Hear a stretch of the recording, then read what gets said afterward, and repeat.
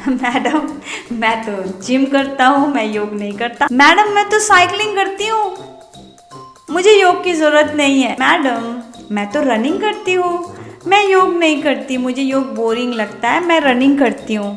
ये है आज के जनरेशन के जवाब योग के खिलाफ।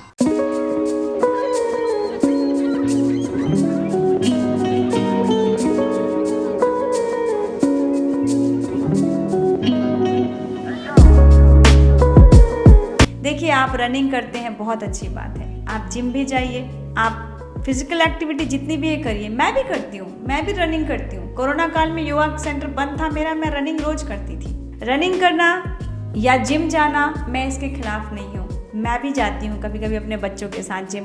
तो मैंने कभी ऐसा नहीं सोचा है कि जिम खराब है या रनिंग खराब है या साइकिलिंग खराब है या बेस्ट योगा है, पर मैंने अनुभव किया है। मैं जिम गई, मैंने रनिंग किया, मैंने सारी चीज़ फिजिकल एक्टिविटी की और फिर मैंने उन सब का सार निकाला और आज मैं आपको बताऊंगी कि क्या फ़र्क है योग में, इन सभी से परे क्यों है योग, क्या खासियत है योग में। देखिए, योग का संबंध शरीर के सारे अंग प्रत्यंग, जितने भी ऑर्गन्स हैं, जितने भी ग्लैंड्स हैं, उनके साथ सीधे सीधे होता है। आप यदि रनिंग करते हैं तो नो डाउट लंग्स की कैपेसिटी बढ़ती है, आपका ब्रीदिंग जो स्टेमिना होता है वो बढ़ता है और आप जब रनिंग करते हैं तो आपके मसल्स भी अच्छे से हिलते हैं, अतिरिक्त चर्बी जाती है और बहुत हद तक आप वेट लॉस भी करते हैं। जिम में आप जाते हैं तो आपकी बॉडी टोन्ड होता है, आप मसल्स बनाते हैं, वहाँ तक भी बहुत अच्छी बात है। लेकिन आपको मैं एक राज की बात बताती हूँ कि ये जो हमारे हाथ या हमारे पैर चलते हैं ना, ये किस वजह से चलते हैं। इन्हें कहीं ना कहीं से ऊर्जा मिलती है और ये ऊर्जा यूं ही नहीं बन जाती। हम मुख से कोई चीज़ खाते हैं तो वो सीधे जाकर हमको मिल नहीं जाता है।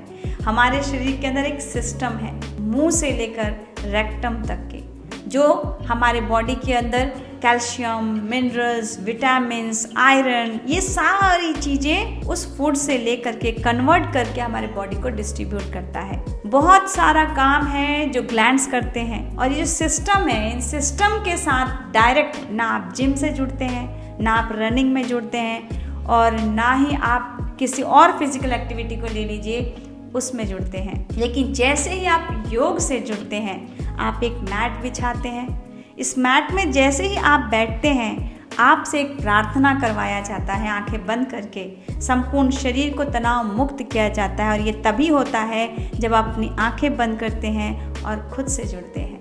और जब आप एक प्रार्थना कर लेते हैं, उसके बाद जो इन आसनों से आप जुड़ते हैं, यदि आप सही सेंटर में जाते हैं, यदि आप सही योग गुरु के संरक्षण में जाते हैं, तो योग, हठ योग जो है उसका संबंध ह और ठ, चंद्र नाड़ी, सूर्य नाड़ी, और इसका संबंध श्वासों से है।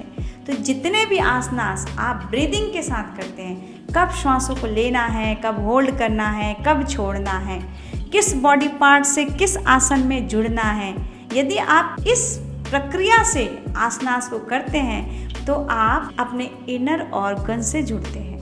और यदि आपका इनर ऑर्गन, यदि आपके पूरे सिस्टम टॉप टू बॉटम सही तरीके से काम कर रहे हैं, तो आपका ओवरऑल बॉडी और माइंड हेल्दी रहेगा।